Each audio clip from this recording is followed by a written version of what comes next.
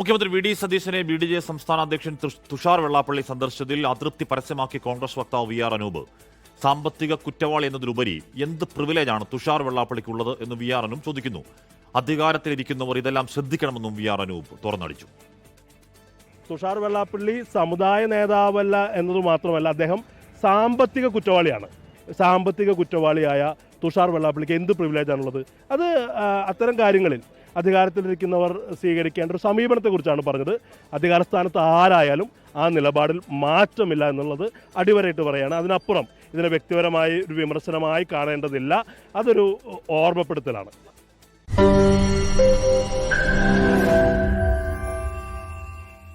ലോകത്തെവിടെയായാലും ഏത് സമയത്തും 24 വാർത്തകളും ഓഗ്മെന്റഡ് റിയാലിറ്റി പാക്കേജുകളും എക്സ്പ്ലെയിനറുകളും വിശദമായി കാണാൻ ഞങ്ങളുടെ YouTube ചാനൽ നിങ്ങൾക്ക് സബ്സ്ക്രൈബ് ചെയ്യാം.